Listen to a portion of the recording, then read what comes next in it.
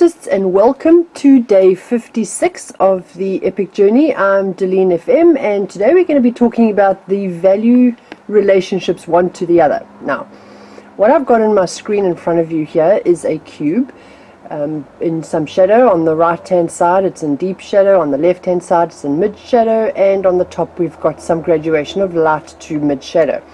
Now, what I'm going to show you here is how your brain can trick you into believing that the black is black and the white is white, whereas in fact that is actually not the case. And then I'm going to show you a practical application of how to apply this to your art. Now, if you have a look, you can see pretty much that that square is grey, and it would be because that would be the black that is in light, and you can see that that black is almost completely black, and that's great because that black is in deep shadow, and that kind of makes sense, especially when you take into account the mid black here, which is in mid shadow, and that also makes sense. But it's when we look at the white that we start to see something magical happening. This here is completely white, as you can see, because that is in deep highlight, and here we've got a mid white that is in mid shadow and a dark white that is in dark shadow. But what your eye can actually trick you into believing is that this white here is lighter than it actually is. And I'm going to prove that to you.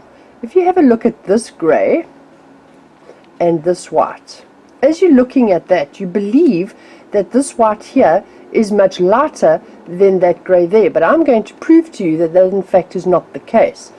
I'm going to pull the white out, and I'm going to pull the grey out, and I'm going to put them next to each other, and you will see that they are in fact the identical colour, or the identical value of grey. Now, this becomes quite problematic if you're not aware of this when you're actually doing a drawing. So let me show you how that works. What I've got in front of you here is a portrait. It's just a photograph. I'm not doing this as a drawing.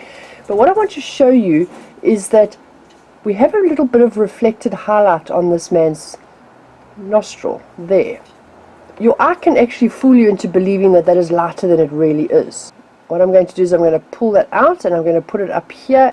You can see how much darker that is in fact than the lightest lights that are on the side of his nose, because what we're looking at here in his nostril is actually reflected light, so it is nowhere near the same value intensity of the direct light that is on the side of his nose. Now, what will happen if you don't take notice of this while you're doing your drawing, you will actually end up drawing his nose a lot lighter than it really is, and I'm going to show you what that looks like. Now, that light intensity there, that's on the flare of his nostril, is a very similar light intensity to what is on the side of his face in the highest highlight. So if your mind is fooled into believing that that highlight is as light as it is, you're going to end up with this very strange looking flare on the nostril with far too much direct light on it.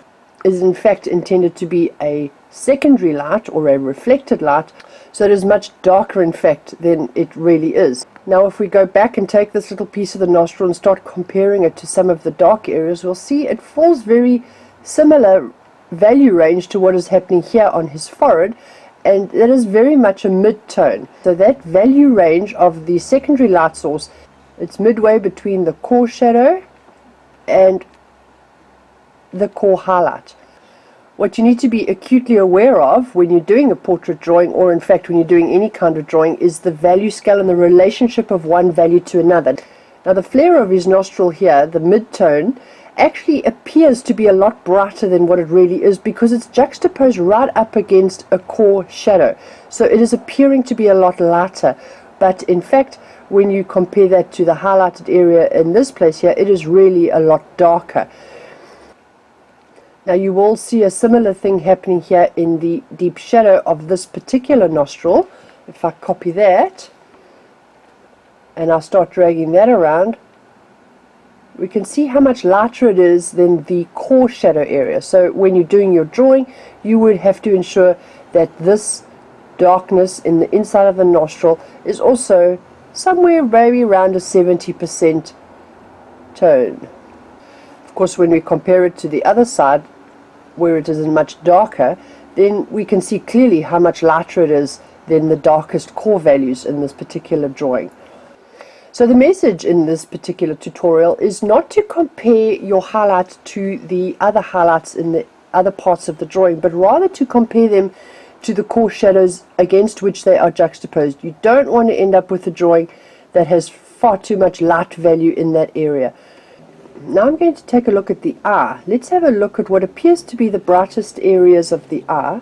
If we take that part of the eye and bring it across, we'll see how much it's actually, in fact, considerably darker than the brightest highlight on the side of the eye.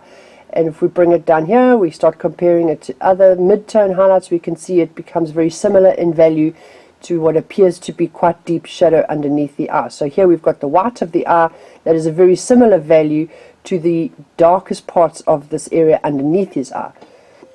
If we bring it down here to the highlight of the flare of the nostril, we can see also that it is a very similar value to the flare of the nostril, which is about a mid-tone gradient. So artists, don't allow your brain to fool you into seeing something that is not actually there. You want to be accurate in your variations of value so that you can accurately depict the subject that you are drawing.